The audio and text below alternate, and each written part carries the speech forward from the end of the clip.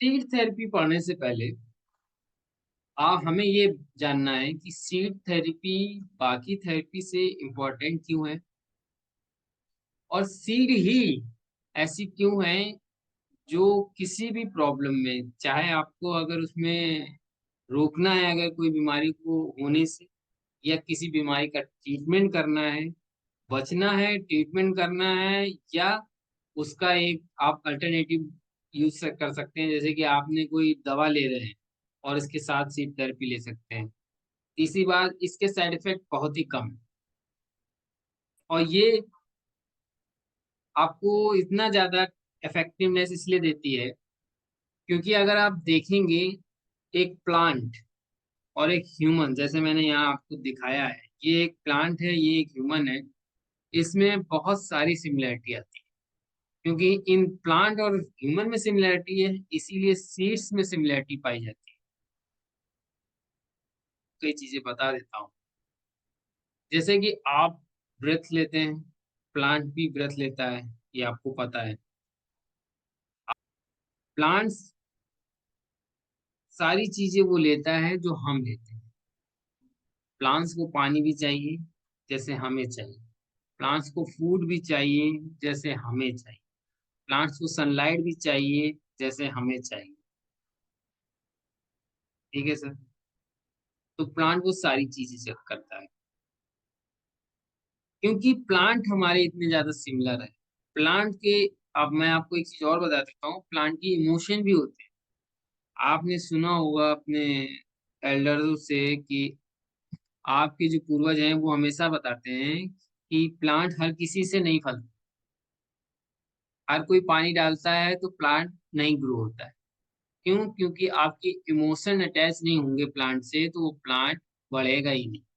और दूसरी तरफ आप देखेंगे, जो जिसको प्लांट से करने में बहुत इच्छा होती है, जो बहुत ही प्रेम करता है प्लांट से, उनसे प्लांट बहुत जल्दी बढ़ जाते हैं। कैसे भी सूखे साखे हो, वो प्लांट हरे भरे हो जाते हैं। तो वो इमोशन से कनेक्ट होते हैं। इसी तरीके से सीड थेरेपी हमारे सारे इमोशन, सारी सिमिलरिटी लाती है और इसीलिए उसकी हीलिंग जो एबिलिटी है वो बाकी सारे सिस्टम में से ज्यादा होती है। बस हमें यूज करना सही से आना चाहिए। जितनी भी सीड्स हैं उन सब का अपना अपना एक मेडिसिनल प्रॉपर्टी है और साथ सिमिलरिटी भी है, और उसके साथ कलर और सिस्की भी पैटर्न हम यूज करते हैं।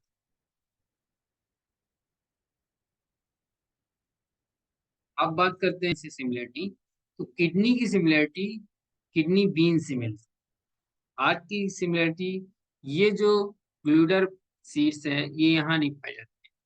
या तो Indonesia, south Korea, north America, इस जगह, कनाडा, इस जगह एरिया में ये सीड्स होते हैं। ये हमारे इंडिया में नहीं पाए जाते। हार्ट के लिए बकेट सीड्स, बकेट यानी कुट्टू का आटा, और आइस के लिए ब्लैक पेपर सीड्स, पैंक्रियास के लिए ग्रैप सीड्स, और ब्रेन के लिए वॉलनट। अब कुछ मेडिसिनल की बात करें तो जब भी आप आइस का ट्रीटमेंट, आप टॉन्सिल की बात कर रहे हैं यानी कफ, कंजेशन, इन्फ्लेमेशन, वहां आप मेडिसिनल प्रॉपर्टी यूज कर सकते हैं ब्लैक पेपर। क्योंकि सीड थेरेपी में ब्लैक पेपर एक एंटीसेप्टिक सीड्स मानी जाती है। और अगर आपको कफ चेस्ट में जगह जमा हुआ है और वो निकल नहीं रहा है, तो हीटिंग प्रॉपर्टी के लिए आप लहसुन, जिंजर, ये दोनों यूज कर सकते हैं। आप ब्लैक पेपर के साथ हनी यूज कर सकते हैं, या mustard seed, yellow mustard seed के साथ भी हनी यूज कर सकते हैं। ये दोनों, ये तीनों प्रॉपर्टी हीटिंग प्रॉपर्टी आती है, जो हीट यूज करेंगे आपके कोरस्पॉन्डेंस एरिया में, और आपका जो कफ चेस्ट में जमा है उसको रिलीज करेंगे। हार्ट के लिए भी मान लीजिए आपके हार्ट की कोई भी प्रॉब्लम है, एक्ने हो, और चाहे हार्ट में आपका जो है एंजाइना पेन आ रहा हो, चाहे आपका हार्ट पाल्पिटेशन ज्यादा हो रही हो, है ना, ज्यादा तेजी से धड़क रहा हो, धीमे धड़क रहा हो, मस्टर्ड सीड का प्लास्टर हनी के साथ बहुत इफेक्ट दिखाता है। आप मेन एरिया में मसाज करेंगे, प्लास्टर लगाएंगे, बहुत काम करेगा।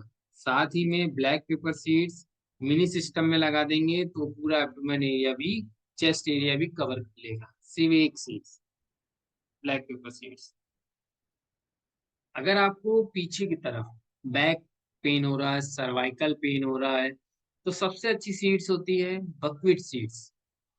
अगर बकवीट सीड्स नहीं मिल रही है तो आपको मेथी दाना या फेनुग्रीक सीड जिसे कहते हैं वो भी यूज कर सकते हैं। जितने भी बोन की प्रॉब्लम है, जैसे कि आपको नी पेन हो रहा है, नी पेन की जो पहली प्रायोरिटी होती है किसी भी नी पेन के लिए, वो होती है फेनुग्रीक सीड यानी मेथी दाना।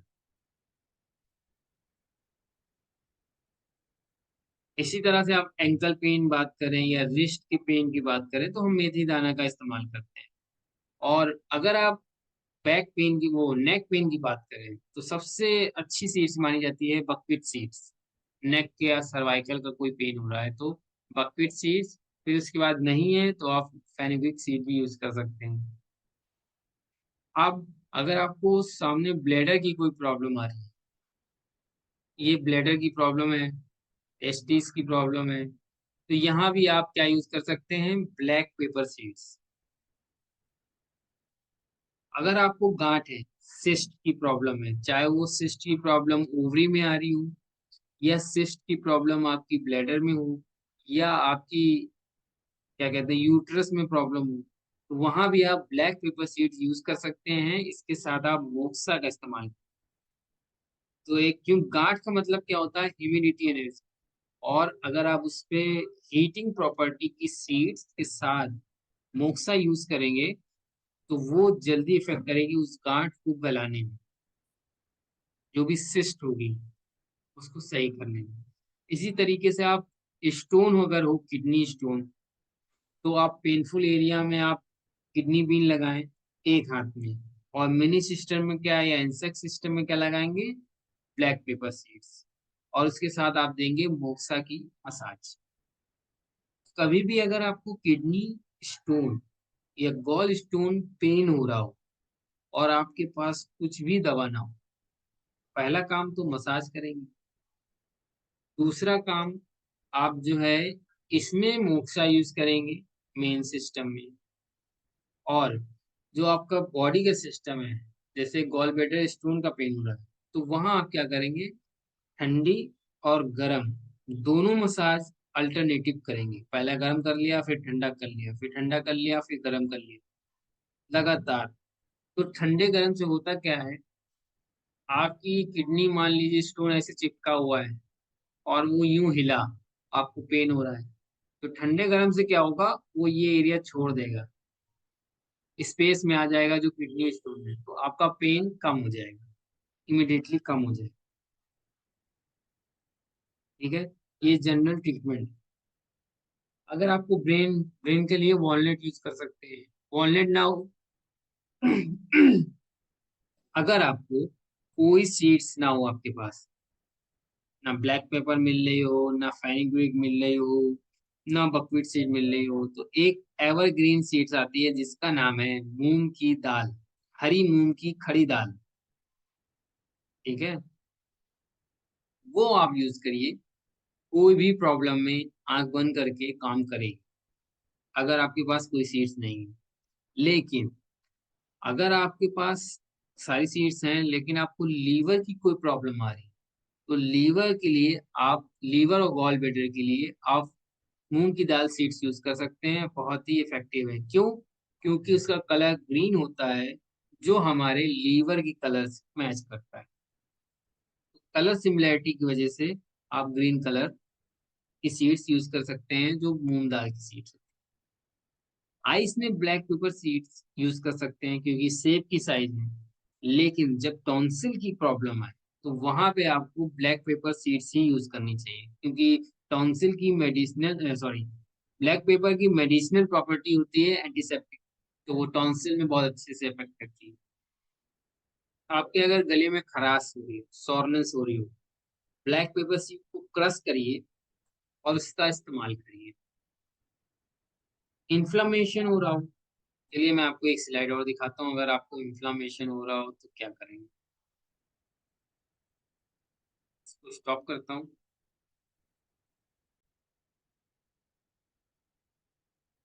अब ये कुछ चीजें हैं जो आप स्क्रीनशॉट ले लीजिए।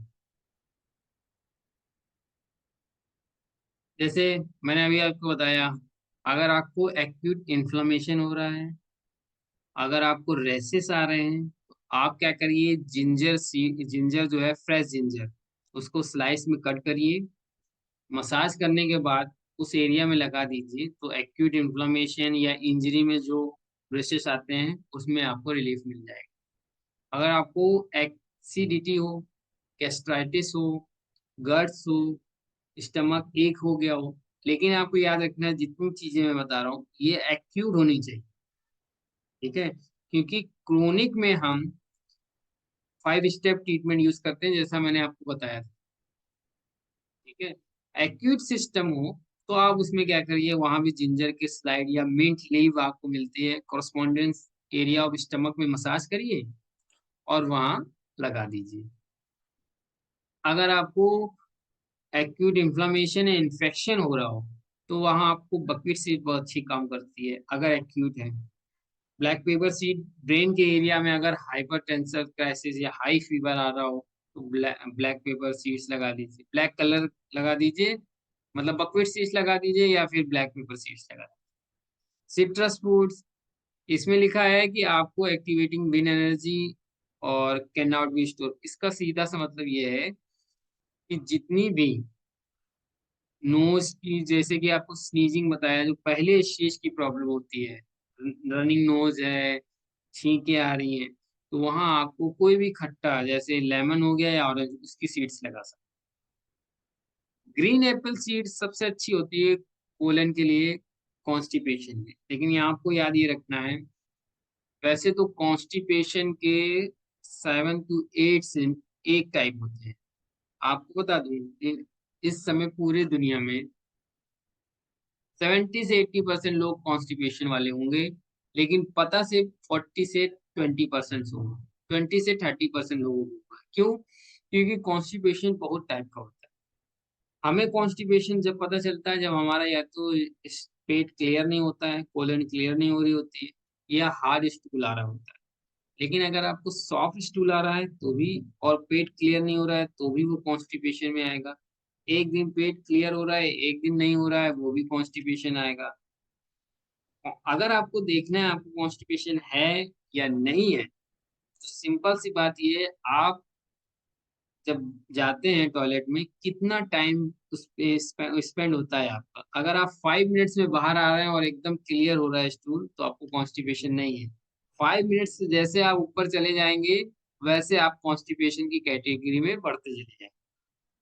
अगर आप 5 मिनट लगा रहे हैं टॉयलेट में जाने के बाद, तो आप कॉन्स्टिपेशन नहीं है। और मुझे नहीं लगता है ऐसा 80 से 70% पीपल जो होंगे जिनको ऐसा होगा। कम से कम 10 मिनट्स, 15 मिनट, फिर वो जैसे जैसी प्रॉब्लम बढ़ी है वो वैसे वैसे टाइम लगाते हैं, ठीक है? तो अब हम सुजोग की अगर बात करें, तो ग्रीन एप्पल सीड उनके लिए काम आएगी जिनका कॉन्स्टिपेशन क्रोनिक है और उनकी बॉडी भी 50 प्लस। इसका मतलब कॉन्स्टिपेशन, अगर आप 50 के बाद, यानी आपकी जो एलआई है, जो कोलन है, वो अगर वीक हो गई है, तब आप ग्रीन एप्पल सीड्स अप्लाई करिए, वो बहुत अच्छा काम करेगी उस चीज पे। और उसके साथ आप फाइबर डाइट लीजिए। अगर आपको कॉन्स्टिपेशन एक्यूट यानी यंग एज में आ रहा है, तो आपको फाइबर डाइट कभी नहीं लेनी चाहिए। इसका मतलब है आपकी जो कोलन है वो हाइपर एक्टिव है, तो वहाँ हमें सेडेशन यानी येलो सीड्स जो होंगी, ग्रीन एप्पल की जगह जो येलो सीड होंगी, यानी जो रेड एप्पल की सीड्स होंगी, वो यूज करनी चाहिए।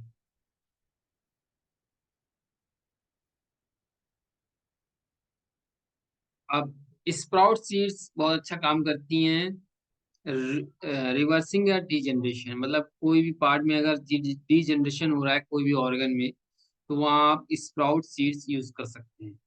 कोई भी, जैसे मूंग की स्प्राउट्स निकल आती है, जो हम स्प्राउट सीड्स मॉर्निंग में खाते हैं, वो सीड्स यूज कर सकते हैं डीजनरेशन के लिए। लेकिन सिर्फ यही यूज कर सकते हैं ऐसा नहीं है, और भी ट्रीटमेंट और भी चीजें आपको यूज करनी है। लेकिन सीड्स कौन सी यूज करनी है, वो स्प्राउट सीड्स है। Sweet BECIL seeds good for peptic ulcer. लेकिन आपको एक चीज बता दूं, जो एसिडिटी होती है, यहाँ आप चाहें तो लिख लें, कोई पेशेंट आए और वो बोले मुझे एसिडिटी है, तो एसिडिटी अगर वो क्रोनिक है, ठीक है, तो आप याद रखिए उससे कहिएगा एंटा इन्फ्लामेशन, या एंटी जो होती है ना एसिडिटी, एंटासिड, जो बोतल आती है डाइजेशन वाली, डाइजीन वाली, वो नहीं पीनी। वो क्यों नहीं पीनी है? क्योंकि आपके स्टमक की जो हीट एनर्जी है वो ऑलरेडी कम हो गई है, और आप एंटाजीन पिएंगे तो वो एनर्जी को और कम करेगी, तो आपको इंडाइजेशन होना शुरू हो गया है। पहचानेंगे कैसे? जब आप उसकी टंग देखेंगे, जब आप टंग देखेंगे कोई क्रोनिक एसिडिटी वाला या इंडाइजेशन वाला आएगा, तो जब उसकी टंग देखेंगे तो टंग उसकी जो ये है, ये पूरी या तो व्हाइट कोटेड होगी या तो येलो कोटेड होगी। अगर व्हाइट और येलो कोटेड है तो यानी, व्हाइट कोटेड है तो यानी उसको जो है हमें बढ़ानी है, स्टमक की एनर्जी बढ़ानी है। हाइपर हाइपर एसिडिटी उसकी स्टमक एनर्जी कम होने से हो रही है। और येलो अगर टेक्सचर है तो उसकी हाइपर एसिडिटी ज्यादा है, उसे हमें कम करनी है। ठीक है, लेकिन इसमें भी एक छोटा सा आपको बात याद ये रखनी है, पेशेंट है कैसा। अगर पेशेंट ओल्ड है यानी 40 के प्लस है, तो पहली प्रायोरिटी हमें एनर्जी की बढ़ाने की रखनी।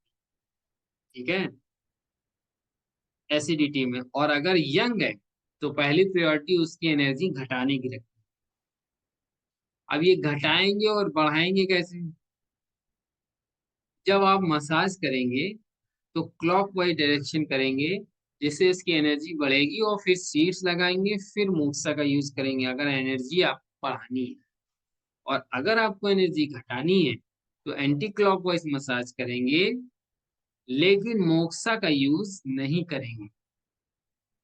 ठीक है, अभी हमने मोक्सा के बारे में यहाँ पे नहीं पढ़ा है, लेकिन आपको मैंने जो दिया है हीलिंग हैंड वाला, उसमें मोक्सा के बारे में बताया है, कहाँ यूज करना है कहाँ नहीं यूज करना है। तो वो क्राइटेरिया भी आ सकते हैं। ठीक है सर, इसके आगे बात करते हैं। Seeds contain thick juice such as flax, sabja, good for decreasing inflammation. हाँ यूज कर सकते हैं, लेकिन हमने और भी चीजें यूज करी है। Case of bloating apply fennel cumin carom seeds on corresponding area of stomach and intestine. ये भी एक ट्रिक है। अगर आपकी गैस बन रही है तो गैस दो तरह से बनती है, या तो आपका सिस्टम अंदर का वीक है, तब आपको गैस, और वो गैस कैसी होगी, क्रोनिक होगी। या फिर आपने कुछ पार्टी में ऐसा खा लिया जिसकी वजह से आपको गैस बन रही, तो वो एक्यूट होगी। लेकिन हमें काम स्टमक और एसआई में ही करना है। अब स्टमक एसआई में क्यों करना है? देखिए, पहली जो जाठर अग्नि बोली जाती है आयुर्वेदिक में, वो स्टमक में होती है। और उसके बाद जो खाना आपका पचता है आंतों में आके, वहां अग्नि होती है। तो इसीलिए ये दोनों एरिया में हम मसाज करते हैं। मसाज एक्यूट में, एक्यूट में, और चाहे क्रोनिक हो। अगर इनडाइजेशन या गैस की मसाज है तो अब मसाज हमेशा एंड क्लॉकवाइज ही करें। अगर वो ब्लोटिंग या इनडाइजेशन के बारे में बताएं, पेशेंट कोई भी है, एक्यूट हो, एज क्या हो, उससे मतलब नहीं, लेकिन इनडाइजेशन और ब्लोटिंग का मतलब ये है कि उसके जो अंदर का सिस्टम है वो उस चीज को कंट्रोल नहीं कर पा रहा है। ठीक है सर। उसके बाद सिट्रस सीड्स बोला गया है लीवर एंड किडनी के लिए, डिटॉक्सिफिकेशन के लिए। ये इसकी क्राइटेरिया यूज किया गया है। क्यों? सिट्रस फ्रूट होती है विंड एनर्जी, और विंड एनर्जी क्या करती है? डिटॉक्स करती है लीवर को, क्योंकि लीवर होता है आपका, क्या कहते हैं, विंड एनर्जी में ग्रीन कलर में होता है। और किडनी एनर्जी इसलिए करता है क्योंकि सिट्रस की जो एक और प्रॉपर्टी आती है वो आती है उसके खट्टेपन से। सिट्रस का एक खट्टापन भी होता है ना, उसकी सीड की जो टेस्ट की क्वालिटी होती है, तो ये सिक्स की एनर्जी है, यहाँ यूज नहीं करेंगे आप। और आप जिंजर, ड्राई जिंजर या टर्मरिक जो भी मिलता है वो क्रोनिक इन्फ्लामेशन, मतलब इन्फ्लामेशन के लिए तो हल्दी अच्छी है, ये तो सभी को पता है, इंटरनली भी अच्छी है और एक्सटर्नली भी अच्छी है। कोई भी इन्फ्लामेशन हो आप यूज कर सकते हैं। अब आगे चलते हैं और जानते हैं इसका एप्लीकेशन। देखिए, सुजोग थेरेपी सिर्फ से, सुजोग जो सिर्फ थेरेपी है सिर्फ से साइज और कलर से नहीं, मेडिसिनल प्रॉपर्टी से ही नहीं, बल्कि इसकी एडवांस टेक्निक में जाए तो सिस्की टेक्निक भी और मैग्नेट टेक्निक भी यूज की जाती है। लेकिन वो एडवांस सब्जेक्ट है, वो हम इसमें नहीं पढ़ने वाले हैं, वरना आप कंफ्यूज हो जाएंगे। अब आपको एप्लीकेशन पता होना चाहिए। क्यों पता होना चाहिए?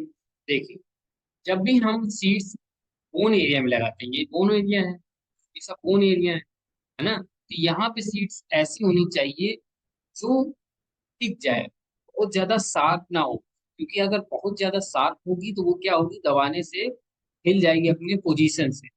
इसलिए कोशिश करें यहाँ पे राउंड सीड्स का, थोड़ी सी राउंड लगाएं, या फिर फ्लैट सीड्स लगाएं जिसका जो है नोक ना हो, फ्लैट हो, जैसे कि फेनिग्रिक सीड्स, यानी मेथी का दाना वो फ्लैट होता है, वो आप पूरे एरिया पे लगा सकते हैं, है ना। और क्या कहते हैं, मूंग की दाल भी आप यूज कर सकते हैं, लेकिन साफ एरिया पे नहीं। जैसे कि बिल्कुल बोन एरिया है, एकदम बोन, वहां पे मूंग दाल नहीं लगा सकते। क्यों? क्योंकि वो हट जाएगी पोजीशन से, इसलिए वहां फेनिग्रिक काम आती है। और जो ये एरिया, सामने का एरिया जिसमें जो आपकी मसल्स पाई जाती है, इसमें आप राउंड और थिक सीड्स लगाएंगे तो बहुत अच्छा है। जैसे बकफिट सीड्स बहुत अच्छा काम करेगी, वो हिलेगी नहीं, वो इसमें अंदर तक डीप जाएगी। और ब्लैक पेपर सीड्स भी बहुत अच्छा काम करेगी। तो ये कुछ चीजें हैं जो आपको याद रखनी चाहिए। जैसा इसमें दिया हुआ है कि जो बोन के एरिया में है, अगर आप ब्लैक पेपर सीड्स लगा रहे हैं तो वो हो सकता है अपनी जगह से हिल जाए, है ना। लेकिन उसी जगह आप फेनुग्रीक सीड्स लगाएंगे तो वो टिकी रहेगी। ठीक है, तो ये एप्लीकेशन जो आपको याद रखनी चाहिए सीड थेरेपी। इसके अलावा जब हम प्रैक्टिकल बात करेंगे तो जानेंगे कैसे सीड थेरेपी का हम प्रैक्टिकली यूज कर सकते हैं। ओके, मिलते हैं आपसे नेक्स्ट वीडियो में। Bye bye, tata, see you.